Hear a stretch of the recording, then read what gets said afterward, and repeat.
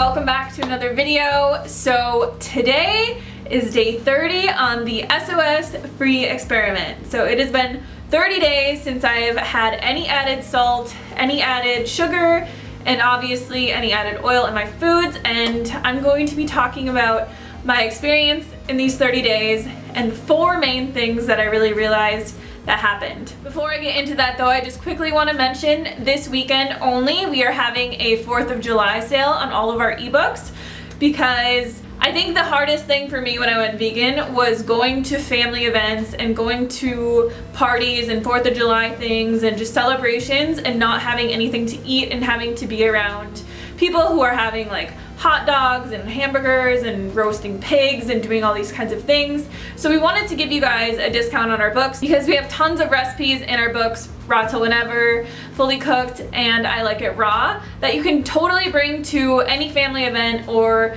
celebration and share with people that they will truly enjoy, and they honestly won't even like notice the meat is gone or the dairy is gone. We have burgers, we have hot dogs, we have potato salad, we have bean salads, we have tons of potato dishes, we have tacos, we have all kinds of dishes that you can bring to your family events.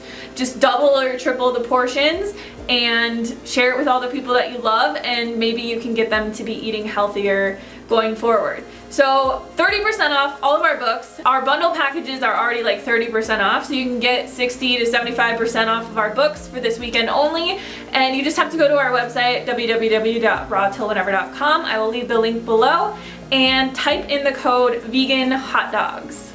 Alright, on with the video. So the last 30 days, I'm not gonna say that it was like ridiculously easy. I would say the first week to 2 weeks was kind of hard because my taste buds were obviously adjusting from eating like tons of salt to eating absolutely no salt. So eating no sugar and eating no oil was not even difficult for me at all, like because I don't really like sweet foods. I'm not into oily foods. Like ever since I've gone high carb vegan, I just don't eat oil. I just don't miss it. But taking salt out of my diet was just something I honestly thought that I would never do, but it has made the biggest impact probably out of all of the 3. So the biggest thing that I have noticed in the last 30 days is obviously weight loss. Now, you guys might not be able to like see from where I'm sitting right now that I've lost weight, but I've lost 8 pounds in the last 30 days. So the first week I actually lost 4 pounds of water weight, and then in the last 3 weeks I lost another 4 pounds. So like 2 pounds a week, very steadily. I lost 3 inches off of my stomach, 1 inch off of my arms, and like half an inch off of my legs, and 1 inch off of my hips.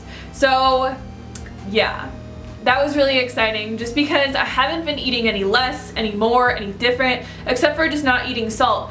But what I have noticed is that I've been a lot more satisfied with the foods that I've been eating. So I get full a lot faster. And I honestly, like I've said in other videos, I don't know why that is, because I could eat a lot more when I ate salt, and I know that salt is a huge appetite stimulant, and it can really cause you to keep going back for more food and going back just because your body is actually craving salt. So it is addictive, and it can cause you to eat loads more than you normally would, but the adjustment period is definitely a trying experience. As you've seen like in my vlogs, I was using a bunch of salt replacements and like flavorings that didn't have salt in them, and people were like, why are you using nutritional yeast, and why are you using this, and why are you using that? Just because it's no sodium. Like I thought the point was to just eat food in its natural state, which it is, but I think for when you're first starting to go salt free, like you really do need other flavors like lemon and nutritional yeast and obviously herbs and spices to make your food even palatable to eat, because it's so different when you just stop eating salt. Like your taste buds are not adjusted to it. Nothing tastes good. Like it is just very boring. Now after 30 days though, I can honestly say that I have completely adjusted to eating like this.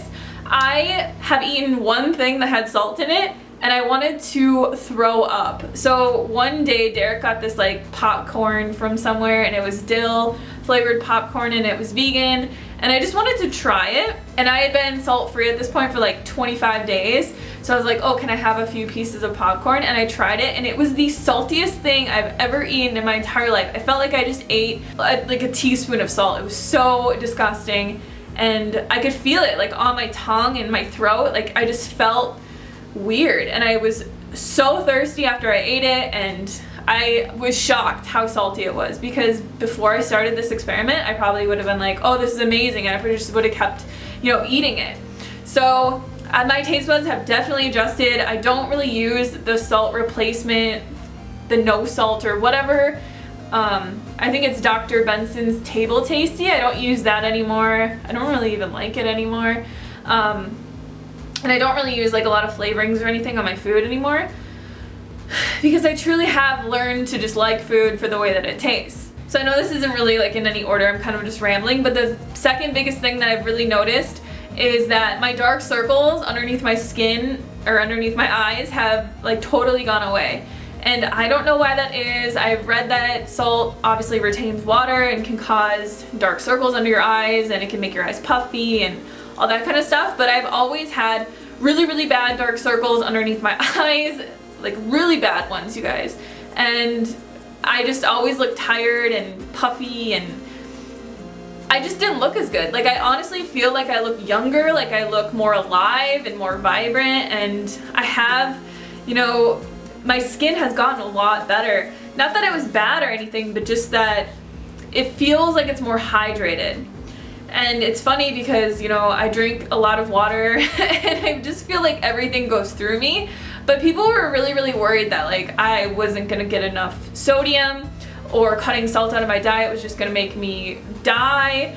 But that's not true. Like you get enough sodium if you eat enough food, you get enough natural sodium from the food that you're eating. So you don't need added salt in your diet to be a healthy person. And I honestly just feel so much more hydrated now that I took salt out of my diet, if that makes any sense. The third biggest thing that I have noticed is that I just feel very much more sucked in. Like, it's a weird thing to describe, but I'm never bloated. Like, I am never, ever bloated. And I always feel, how after you eat, sometimes you get like a Buddha belly or whatever, and you just feel like gross. Like, I don't ever feel like that. And I always just feel like my stomach is really flat, and that I just don't feel like I'm carrying all this extra water and stuff. Like my rings always come off really easy, whereas before, if I would go for a walk or something, by the time I would get back, my fingers would be like completely swollen, or I'd wake up in the morning and my fingers would be swollen, so I'd have to take my rings off at night, or my face would be swollen and I'd look puffy, and like I would have this kind of pouch on my stomach because it was just like retaining water. And none of that, I don't have any of that anymore, and everything just is very sucked in, and I feel like I'm never ever bloated. And my digestion, like I said in my 1 week update, I said I didn't even know that you could go to the bathroom this much. Like my digestion is on turbocharge. I have no issues going to the bathroom.